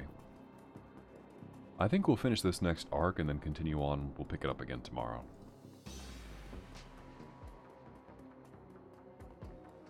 Okay, nothing over there. So let's just head on inside.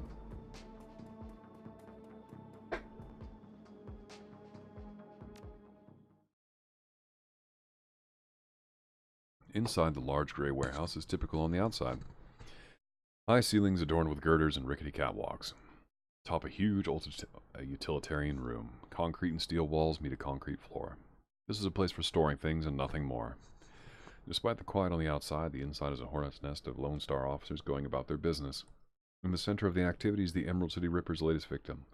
With uniforms everywhere, no one has stopped you at the door. It seems this case hasn't leaked to the press yet. Lone Star or no, you've got a job to do.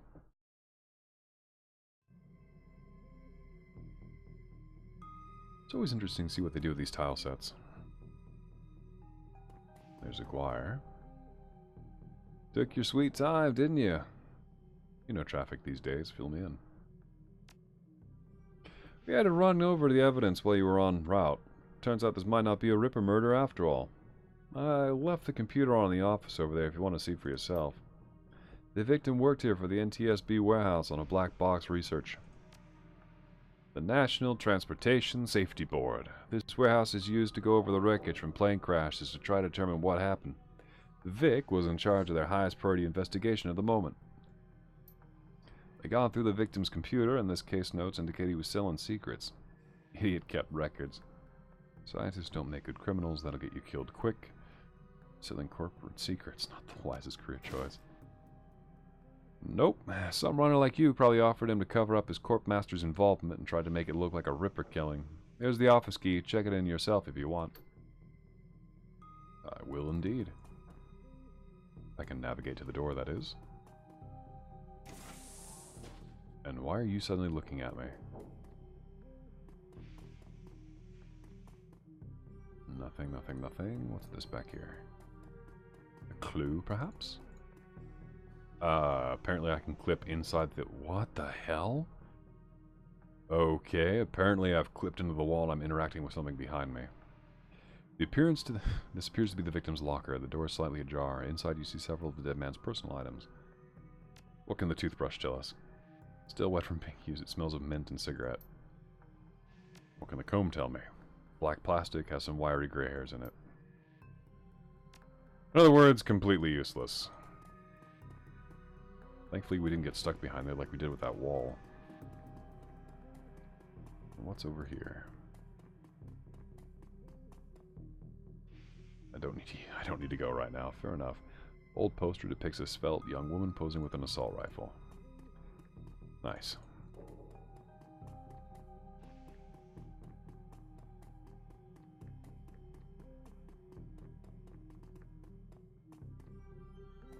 What? Hey, it's our old buddy Dresden. Zelphis, surprised to see you here. Let me guess. Officer Aguirre tipped you off. Suppose you must have made an impression on him at the market yesterday. Or your creds dig at any rate. Anyway, surprise, we've got another Ripper victim on our hands. You look like you've been putting in some overtime, Dresden. What can you tell me about the victim? The victim's male, mixed Native American descent, aged 38. Based on the condition of the body, it looks like he was killed around 2 in the morning. And yes, I am a little tired. Bodies have been piling up like cordwood, it seems. Cause of death? Unknown. Several internal organs were removed from his body after death, quite gruesomely. But I'm not sure if the killer even knew what they wanted before they started cutting. Not much else to tell yet, really. He does have a lot of pre-existing scar tissue, so he probably had a major surgery at some point in recent history. Unfortunately, with the organs gone, I can't determine the nature of the surgery. Any idea what kind of organ the Ripper is after this time? Not quite what I got. Well, the killer definitely took the lungs. The more I look at it, though, the other missing organs may just be eviscerated within the chest cavity. How's Officer Aguirre doing on the case? He seems like a real go-getter. Taking a different trophy from each victim's sample liver, this guy's lungs. Any theories? Sorry, I don't do theories. I'm just a scientist who happens to prefer dead people.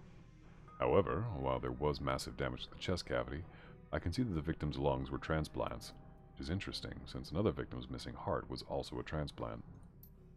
Granted, modern medicine has made organ transplantations relatively easy, but is an odd coincidence. But, as a scientist, it's just that, a coincidence. This is only the third body I've personally examined. One of our other branch managers handled the other 2. If I find more of the victims had organ transplants, I'll let you know.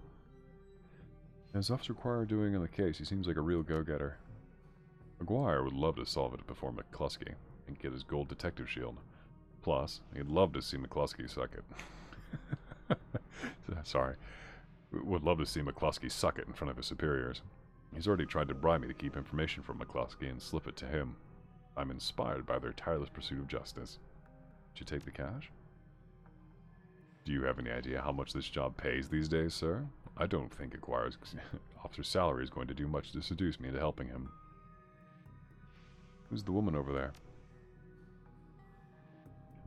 No clue. She just showed up. Next of kin, I think. Is McCluskey getting it closer to a suspect? McCluskey couldn't find his ass with both hands. Don't tell him I said that, though. I'm gonna take a look around. Good luck out there.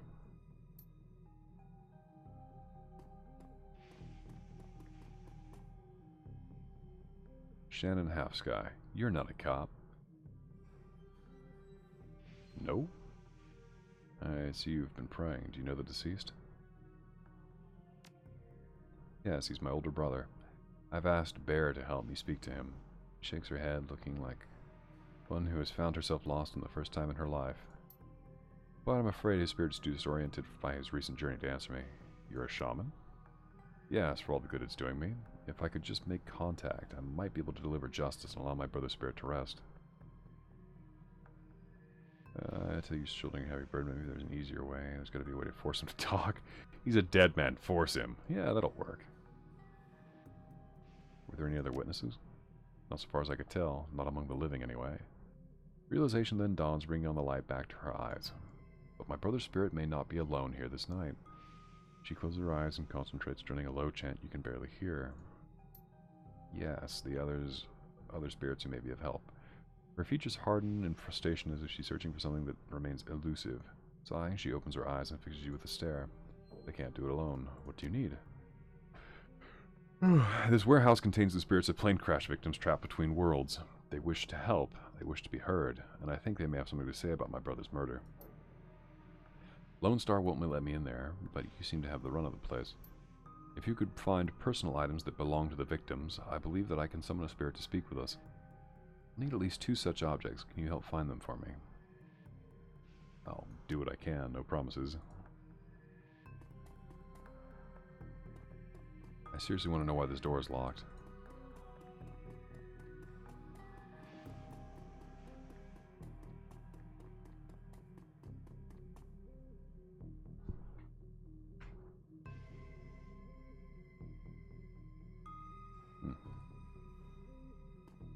Whoa. controls just borked on us for a second there.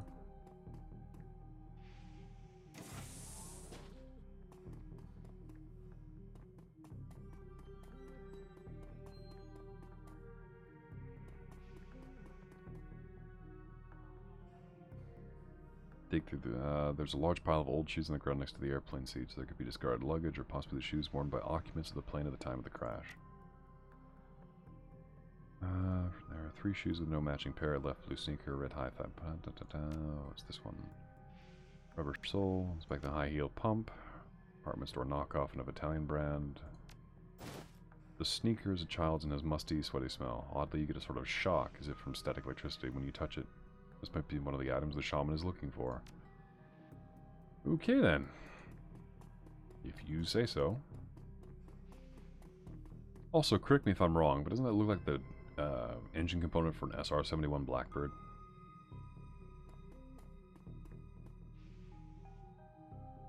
It's hard to say whether this is a heap of items refuge covered from a plane crash or simply shy. A sticky substance of some sort seems to have seeped through the trash pile and your hands are quickly covered with it. After searching for a minute, you unearth a handful of interesting items. Oh, the glorious life of a Shadowrunner. Earrings? The earrings are made out of a burnished steel formed in the shape of a small salmon. An intense primal fear washes over you as you touch its surface. This must be one of the items that she's looking for. Dented lunchbox. You can tell it's seen better days. Grinning troll on the front.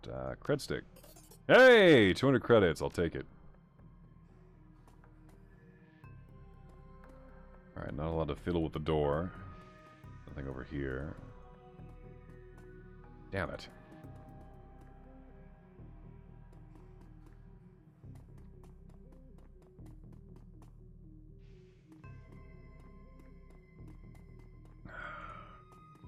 Kind of at a loss for what I would need to get out of here.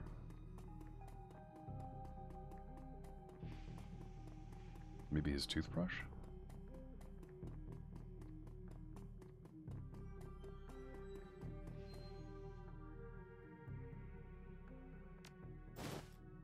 Comb back of your hand stands on end, and then you take it off a little shelf. Your heart thumps in your chest. Heart is one of the items the shaman was looking for. Alright, perfect.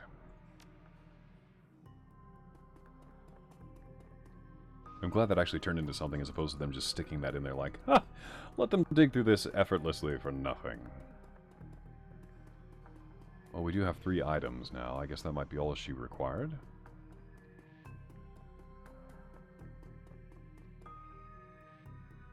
Physically found enough objects. Yes, here they are.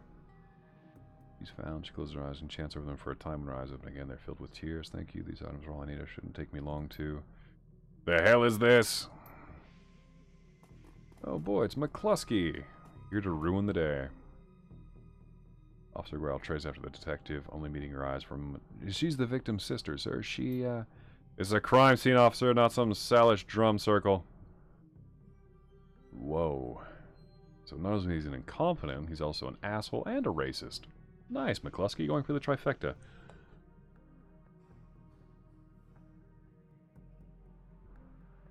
Isn't it procedure to contact the next of kin? Ma'am, consider yourself contacted. Now get the hell out. Come on, if we stay much longer, I'm liable to do something I'd regret. Or worse, something I'd enjoy. Well then. The plot thickens. Oh, we're behind a little safety barrier now. God damn it. That man is an ass, and that's an understatement. There's no helping it now. I should be just grateful you're able to collect these items before the Claudes carted everything off. We still summon the spirit? Not from here, I'm afraid. Spirits such as these have domains to which they are anchored. We need to get back in there.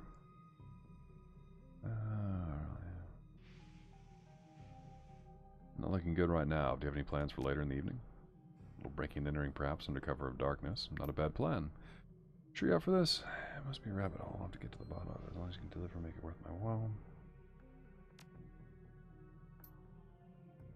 Now, since we have the time, we should probably enlist some help. They may post security overnight. And I'm going to go out on a limb and say you know where to find kinds of people we need.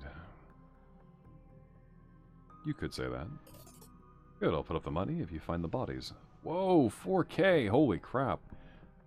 She produced a fistful of crumpled Noonian from inside a leather pouch, starts to count it out, then shoves the whole wad at you. Meet me back here tonight, the spirits will be strong then. Okay, wow. So that was lucrative. Cody. Hey. Oh, hoi, Zelphis. You're in the middle of something? Just getting jerked around by Lone Star. Same old, same old. I hear you. I don't know if I ever told you this, but I was born in the Royale. BTL pushers like Stevie J ran the squats. Ran my world when I was growing up. I remember. Wiz. I have a cousin, Gino, who's been missing for months. He hit the sprawl about a year ago and immediately fell up with some tweakers. Bad guys. They hooked him on high-amp dream chips and started using him for all sorts of dreck. I tried to help him, but he pushed me away. Then he disappeared. I've been shooting at BTL labs ever since trying to find him. I'm guessing you have a new lead? It's not a lead. He's running hot as a serious edge. I know exactly where he is this time. Got an old friend who eyeballed him herself. I'm on my way. Paco's with me, but we could use another hand. You in? I need you right now. Yeah, let's go help her. I mean, it is family, after all. Coyote's Crusade. Or something I never thought I'd say. The cluster of dilapidated buildings where Coyote told you to meet her appears to be the remnants of a public housing project. The buildings look like a cesspool filled with human debris. You find her standing with Paco on the street corner, eyeing the roofs, the doorways, the windows. Despite his attempts to engage her, Coyote barely says a word to the three of you as you weave your way through the tenements. She walks purposefully, her new cyber arm flexing open and closed with each step. It's unclear whether the action is voluntary or not.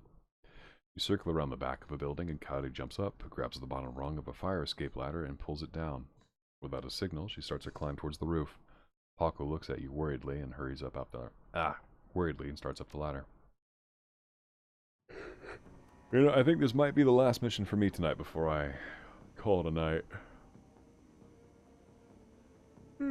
Thanks for meeting us, Zelphis. I owe you one. By the way, the sneezing in the background you hear is my dog. Radar, you good? You good? Yeah, good boy. You never know what sort of firepower to expect in one of these BTL squads. Oh hey, listen, I got good news for you. You know Sam's sister, Jessica? One of my contacts found her for me while you were on your way here. I called her and asked her to meet you at the Union later today. Hope that helps. Good job, thanks. Scarface, least I can do. Alright, let's get this done. My cousin Gino should be in one of the squads past this door up ahead. Here's the whole lab set up.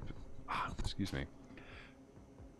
A whole lab set up in there. From my experience, there's usually a lookout, watching for cops outside, and a guard on the door on the inside. Like I said, don't know how much firepower to expect from these guys. They're nasty, so stay on guard. I just want to get in, grab Gino, and get out. Right behind you, let's do it.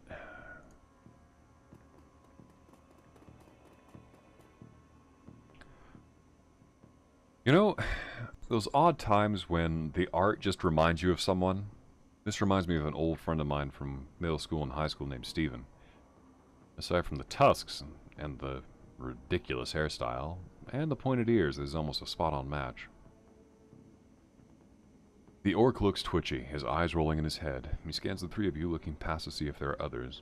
Licks his lips and nods throughout as if going through some internal checklist. Hoi hoi, how you doing? Good day for a trip, ain't it?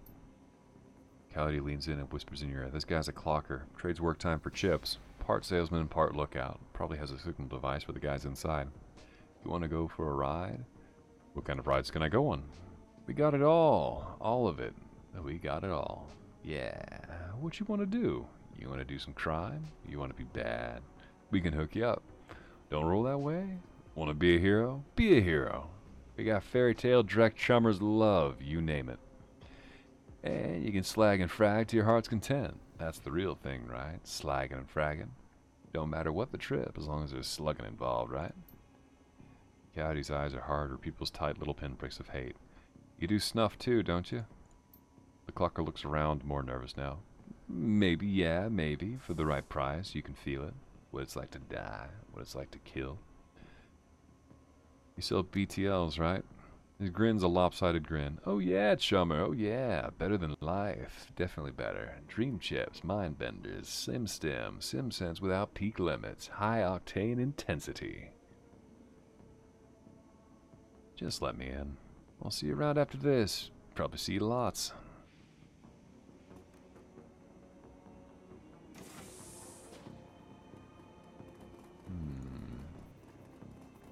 Sinners are free.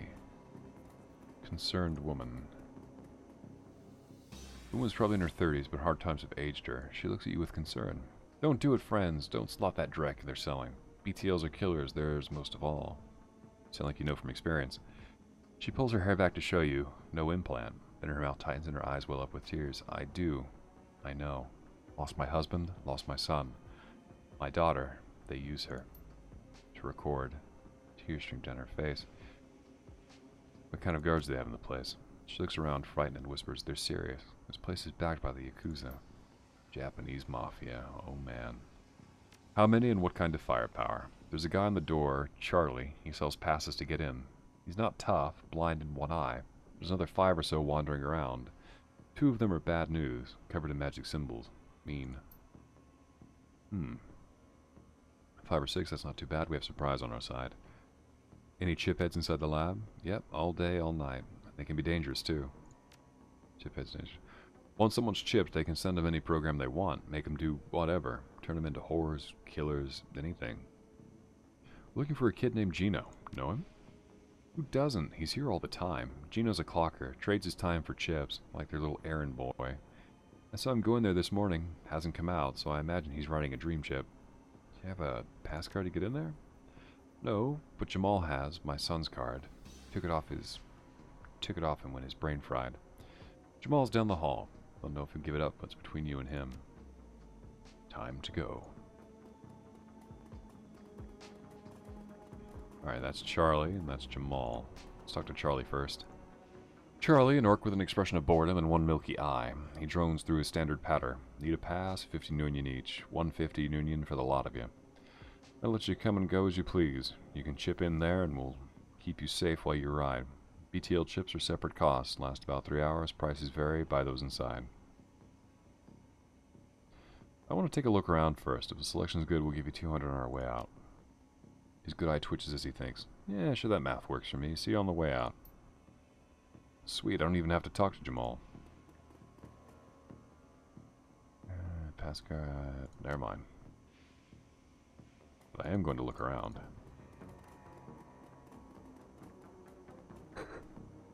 Probably not a high chance of finding anything useful, but never know.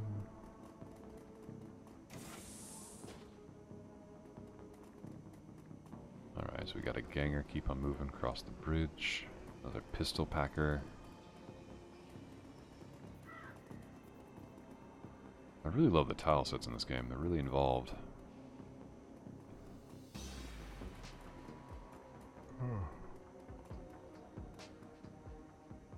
The entire floor of this tenement has been given over to a chaos of technology and squalor. Across the room, a chromed-out Decker argues loudly with an armed thug, abruptly falling silent as they turn towards you.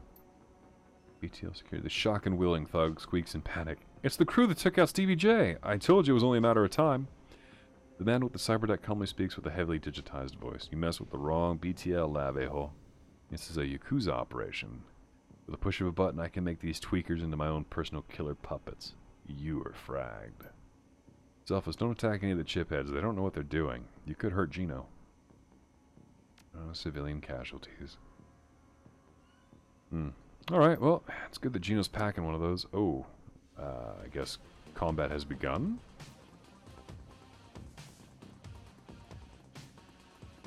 I still have no idea how this game establishes move order. Alright, that guy's chiphead. That's a BTL operator. Let's go for cover. We'll get close. Alright, so let's up our chances here. Somehow I missed, but that's alright.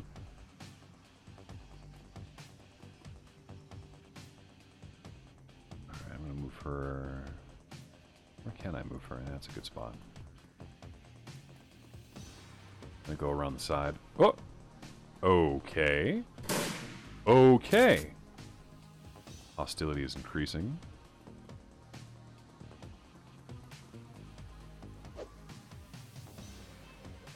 But let's clear out the ads first.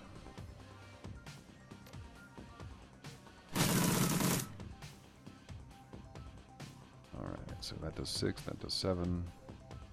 Chill, that's a chip head, so let's not hit her.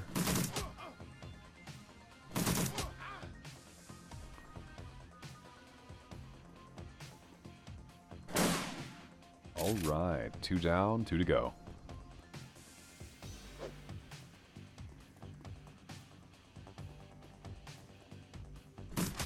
Whoa. Okay, I'm guessing that's the mage.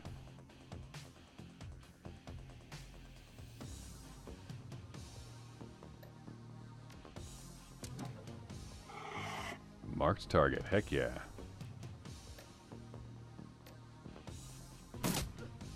Only 10 damage though. Not quite what I was hoping for, but it'll do. Chiphead dwarf. Yeah, let's take this guy out. 12 damage, not bad. We double down? Nope. Damn.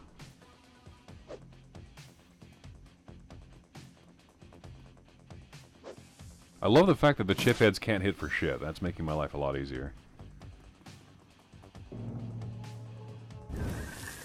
And then the summoning happened. No fun allowed.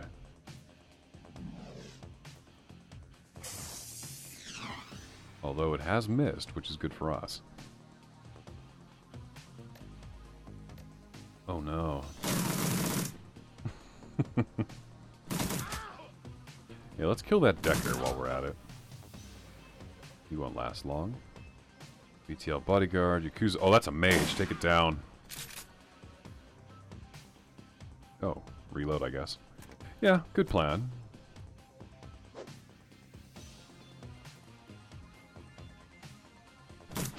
One of my main concerns, though, is shotguns don't really care about what they hit. They have a kind of an AoE. And if something's too close to something else, it can normally be fatal. Alright, let's get that reload going. 52% chance to hit. Who can I hurt the most? 67, 67, 99? I want that mage dead. We'll get a little closer to it. Not enough. Oh, whoops. Reload. Drop him. And, oh, that's right. Yes! 18 damage with a crit. Not bad at all. Ooh, 10 damage. Not the best, but also not the worst. Gently wind down the puppets. Yeah, let's not hurt them, shall we?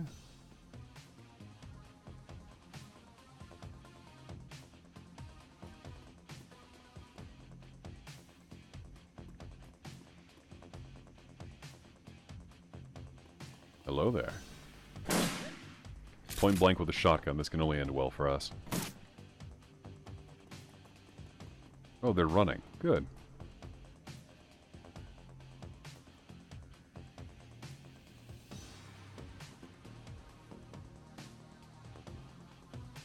Let's see if there's anything around here I need to interact with before this gets any worse. Guessing not. So let's go ahead and get back in the fight.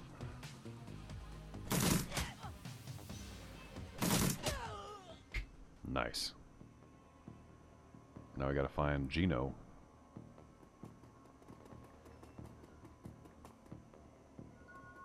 Karma earned 1.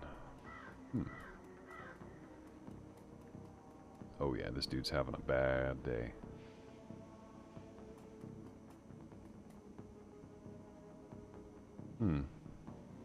Nothing in here. Gonna check in here first before we leave. And one big pile of crap. Alright, so there's nothing in here of value.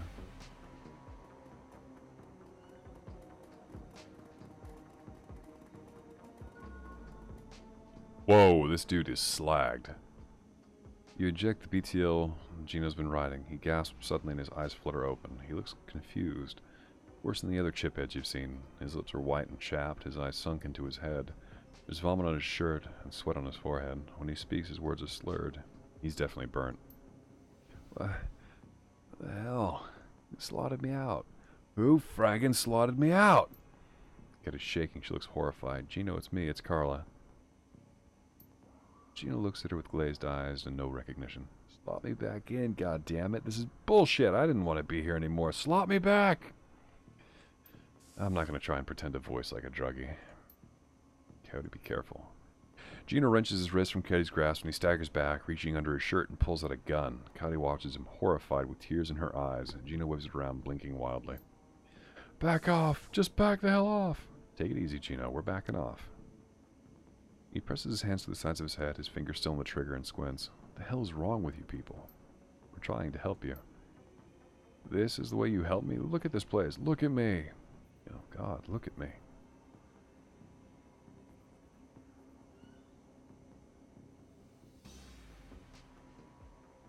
There are drugs that can help you, Gino. We can go slow. We'll go slow. He drops the gun and Paco quickly scoops it up. Cody grabs him fiercely. He slumps into her arms and then she rocks with him for a long time, her head buried in his shoulder. When she looks up, she locks eyes with you, the deepest gratitude reflecting upon her face. We're done here. I'm done. I don't need to step foot in one of these places ever again. Good. Well, all's well that ends well. Looking for trouble. Shannon's plan is the best lead you've got to find more about the Ripper, but getting back to the warehouse is going to require some support, in case the dreck hits the fan. The Seamstresses Union will have exactly what you need, a fixer. Finding this necessary middleman and deal broker is key to most plans involving Shadowrunning. A good fixer is worth the Union. It's their job to have the contacts and know who's good at what. They'll put together the team you need, magical support, a skilled street samurai for muscle, or a Nova hot decker for matrix work. Running the Shadows is a life and death gamble. It pays to hire the best Shadowrunners that you can.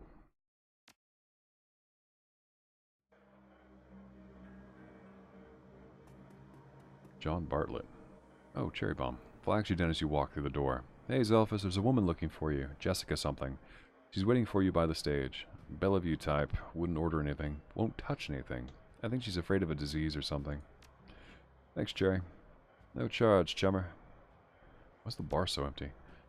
Didn't have much action in the early afternoon. Just a few salarymen slumming Touristville and hoping to talk to Madam Sinful and some die-hard regulars. Madam Sinful. That's what the downtown folks call Miss Kabuta. It's a touristy thing. Like to have her and like what? They like her to have a naughty name like that. Is that guy still bothering you? You mean my ex, Shane? Yeah. Nope. He has been in since the last time. No calls or pages or handwritten notes either. Weird. He was so persistent. I guess he finally got the message. Maybe he'll find someone of that universal brotherhood of his and settle down. Who's around? I just got back in, but I think Cody's cleaning the back bar. Mr. Delilah's hanging out in his usual place. The vendors are downstairs. Came in a few minutes after me. Oh, and Bartlett's here. Don't think you've met him yet. Who's Bartlett? John Bartlett. Big presence at the end of the bar. He's in the biz. Connected. You might want to meet him. We're going to save that for another day, though, because I'm burnt out myself, though not in the way that our old buddy was. So let's save the game. Create a new save. Actually, let's just overwrite the old one. Oh, 20 points. Nah, we'll save that for next time. Save that like a little treat to myself. Exit to menu. Alright, ladies and gentlemen, thank you very much for joining us tonight. Late night video. And Roth should be back sometime on the weekend, and hopefully we'll be able to finish up this Shadowrun, or maybe we'll do it in tandem. We'll find out. So, hope you guys have a good day, good night, and what have you. Take it easy.